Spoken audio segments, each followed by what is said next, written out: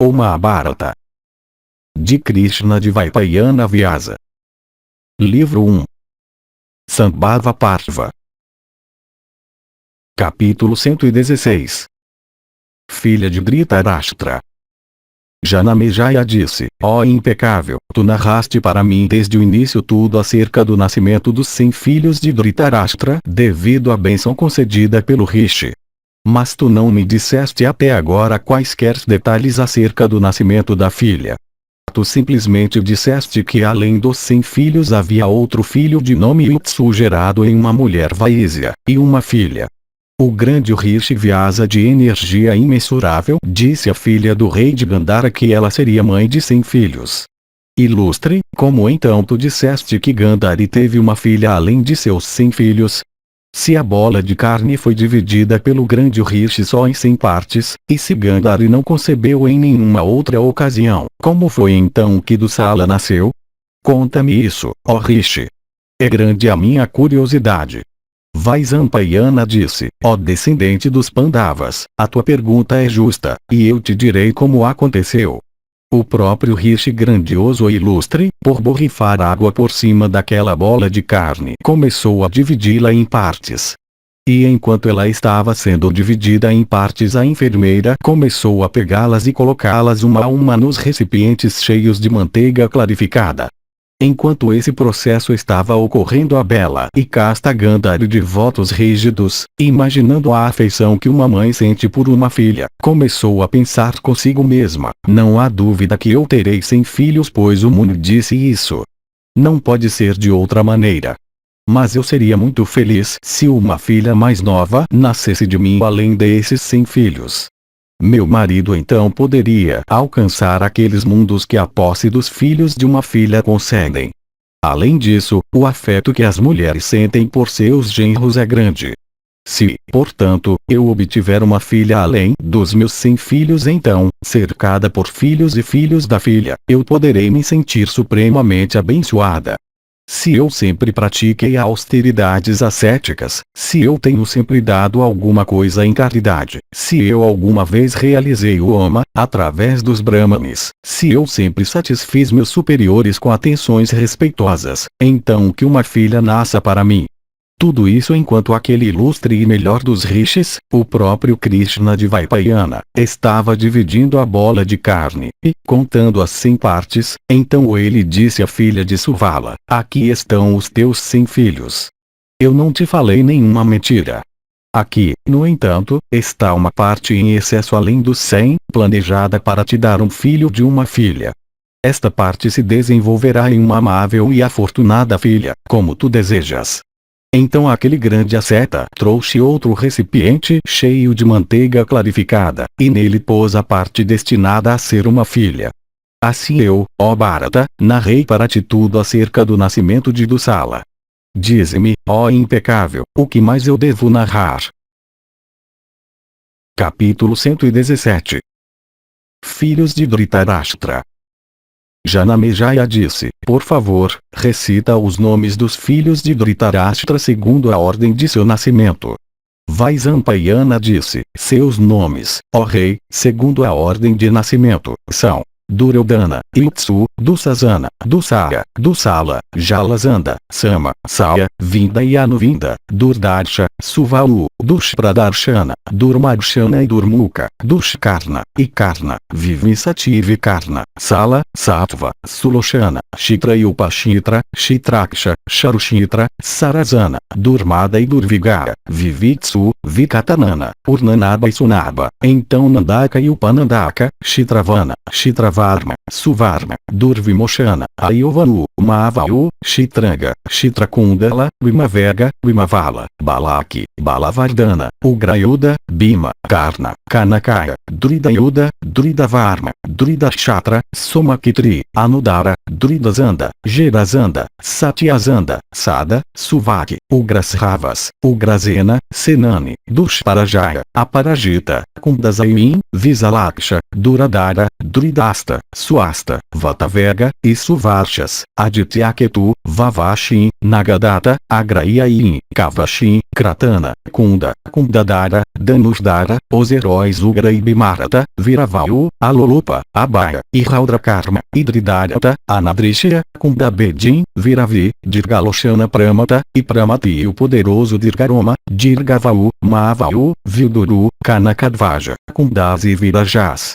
Além desses 100 filhos houve uma filha chamada Dusala. Todos eles eram heróis e atiratas, e muito hábeis em guerra. Todos eles eram instruídos nos Vedas, e em todos os tipos de armas. E, ó rei, quando chegou o momento, esposas dignas foram escolhidas para todos por Dhritarashtra depois de exame apropriado. E o rei Dhritarashtra, o monarca, também entregou Dusala, no tempo apropriado e com os ritos apropriados, para Jayadratha, o rei de Sindhu. Capítulo 118. Pandu é amaldiçoado por matar um veado. Janamejaya disse, ó proferidor de Brahma, tu recitaste tudo acerca do nascimento extraordinário, entre os homens, dos filhos de Dhritarashtra em consequência da graça do Rishi. Tu também disseste quais eram seus nomes, segundo a ordem de seu nascimento. Ó Brahmane, eu ouvi tudo isso de ti. Mas me conta agora tudo sobre os Pandavas. Enquanto narravas as encarnações sobre a terra dos celestiais, asuras, e séries de outras classes, tu disseste que os Pandavas eram todos ilustres e dotados da destreza dos deuses, e que eles eram porções encarnadas dos próprios celestiais. Eu desejo, portanto, ouvir tudo acerca daqueles séries de realizações extraordinárias, começando do momento de seu nascimento. O Vaisampayana recita as suas realizações. Vaisampayana disse, ó rei, um dia Pandu, enquanto passeava pelas florestas, na parte sul de Himavat, cheias de veados e animais selvagens de disposição feroz, viu um veado grande, que parecia ser o líder de um rebanho, cobrindo sua parceira. Vendo os animais, o monarca perfurou os dois com 5 de suas flechas afiadas e velozes de penas douradas. O monarca não era um veado que Pandu havia abatido, mas o filho de um rishi de grande mérito ascético que estava desfrutando de sua parceira na forma de um veado. Perfurado por Pandu, enquanto engajado no ato sexual, ele caiu ao chão, proferindo gritos que eram de um homem e começou a chorar amargamente. O veado então se dirigiu a Pandu e disse, ó rei, mesmo homens que são escravos da luxúria e cólera, e desprovidos de razão, e sempre pecaminosos, nunca cometem um ato cruel como este. O julgamento individual não prevalece contra a lei prevalece contra o juízo individual. Os sábios nunca sancionam nada que seja desaprovado pela lei. Tu nasceste, ó Bharata, em uma linhagem que sempre foi virtuosa. Como, portanto, tu foste dominado por paixão e cólera e perdeste a tua razão. Ouvindo isso, Pandu respondeu, ó veado, os reis se comportam na questão de matar animais da tua espécie exatamente como eles fazem na questão de matar os inimigos. Não cabe a ti, portanto, me reprovar assim por ignorância. Animais da tua espécie são mortos por meios abertos ou velados. Essa, de fato, é a prática dos reis. Então por que tu me reprovas? Antigamente o rishi Agastya, enquanto dedicado à realização de um grande sacrifício, perseguiu veados, e consagrou todos os veados da floresta aos deuses em geral. Tu foste morto conforme a prática sancionada por esse precedente. Por que nos reprovas então? Para seus sacrifícios especiais Agastya realizou o homa com gordura de veado. O veado então disse, ó rei, homens não fazem suas setas voarem em seus inimigos quando os últimos estão despreparados. Mas há uma hora para fazer isso, depois da declaração de hostilidades. Matar nesse momento não é censurável. Pandu respondeu, é bem conhecido que homens matam veados por vários meios eficazes sem considerar se os animais têm cuidado ou estão descuidados. Portanto, ó veado, por que tu me criticas? O veado então disse, ó rei, eu não te culpo por ter matado um veado, ou pelo ferimento que me causaste. Mas, em vez de agires tão cruelmente, tu deverias ter esperado até a conclusão do meu ato sexual. Que homem de sabedoria e virtude poderia matar um veado enquanto dedicado a esse ato? A hora da relação sexual é agradável para todas as criaturas e produtiva do bem de todos. Ó rei, com minha parceira eu estava dedicado à satisfação do meu desejo sexual. Mas aquele meu esforço foi tornado infrutífero por ti. Ó rei dos Kuros, como és nascido na linhagem dos Pauravas famosa por atos brancos, virtuosos, essa ação mal seria digna de ti. Ó Bharata, tal ato deve ser considerado como extremamente cruel, digno de ódio universal, infame, e pecaminoso, e sem dúvida leva ao inferno. Tu conheces os prazeres da relação sexual. Tu conheces também o ensino sobre moralidade e ditames do dever. Parecido com um celestial como és, não caberia a te fazer esse ato que leva ao inferno.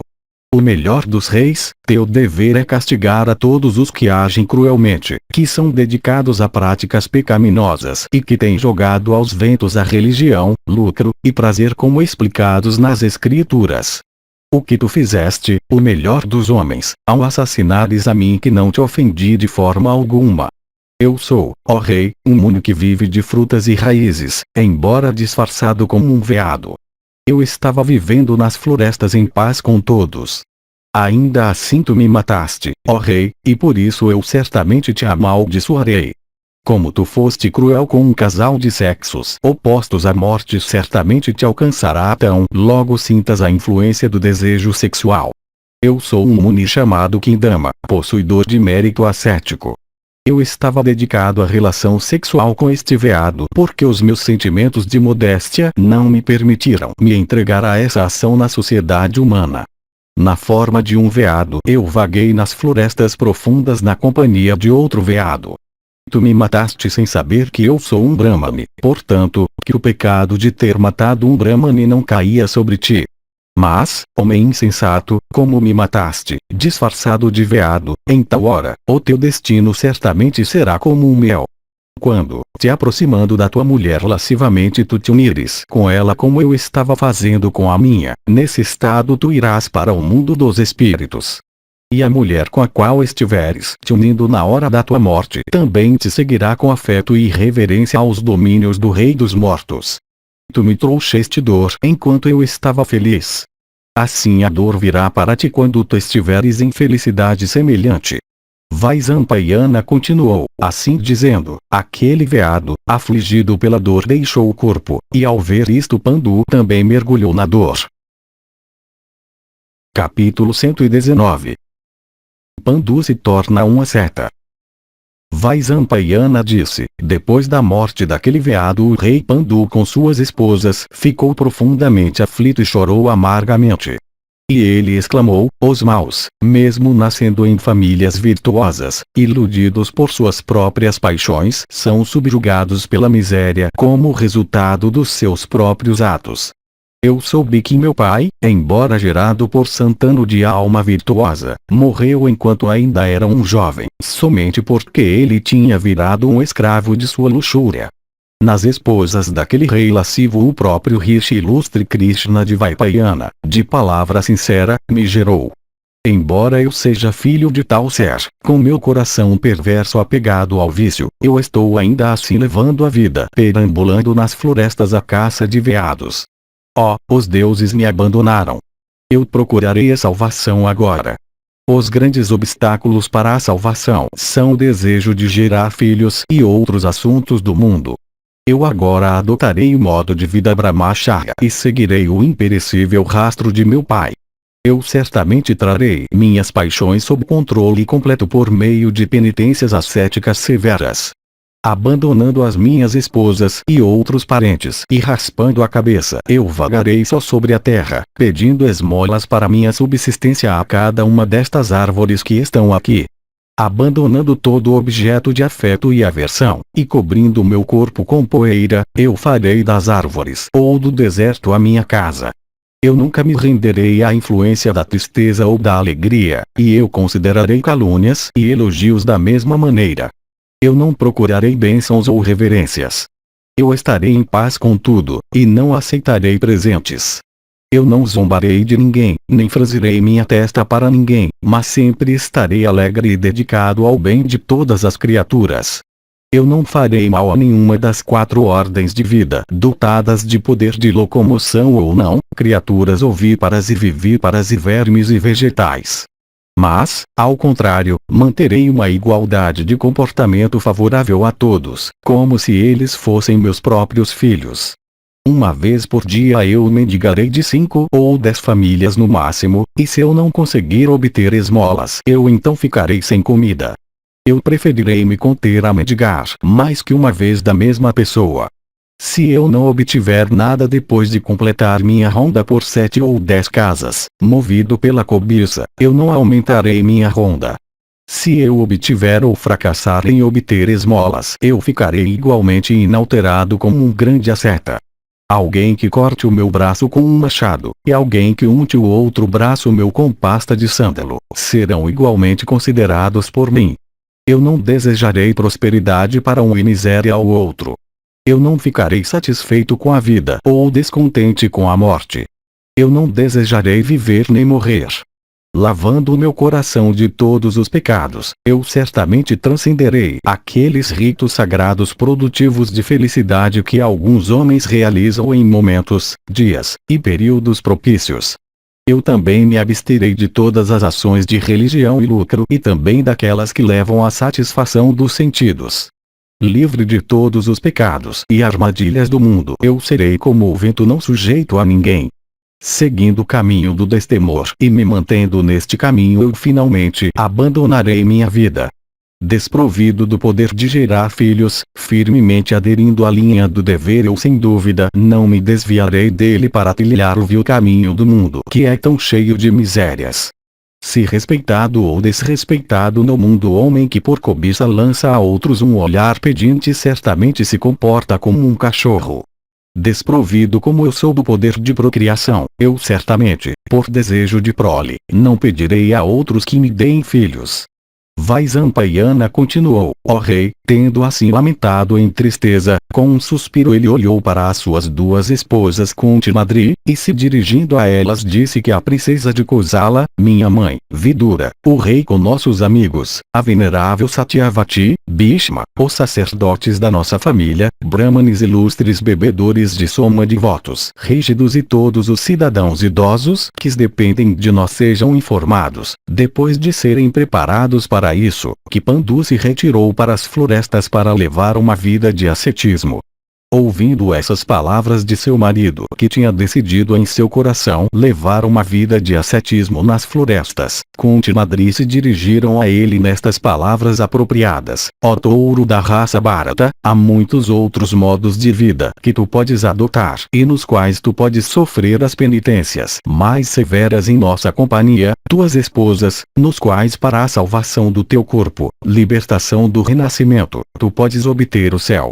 Nós também, na companhia de nosso marido, e para seu benefício, controlando nossas paixões e dando adeus a todas as luxúrias, nos submeteremos às mais severas austeridades.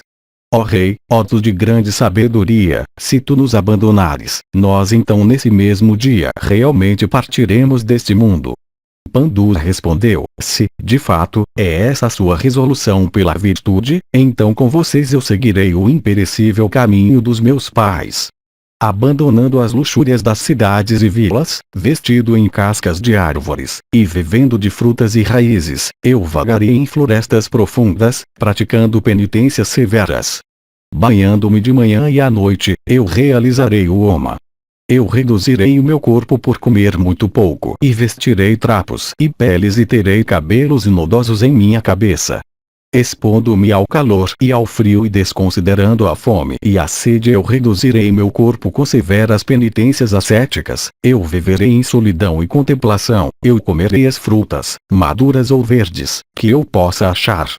Eu oferecerei oblações aos pitris, espíritos dos mortos, e aos deuses com palavras, água e com os frutos da selva.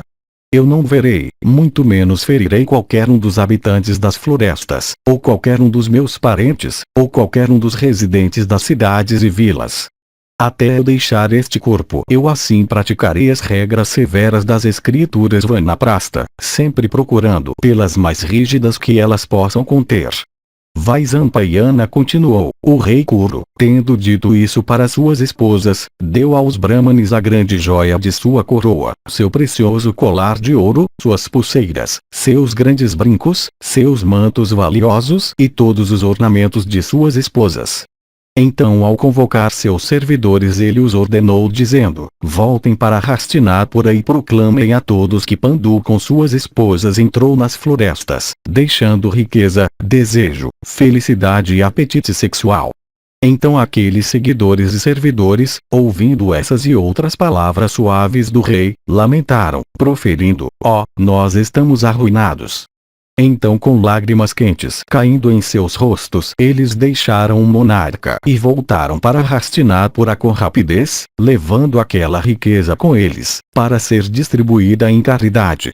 Então Dhritarashtra, aquele principal dos homens, ouvindo então deles tudo o que tinha acontecido nas florestas, chorou por seu irmão.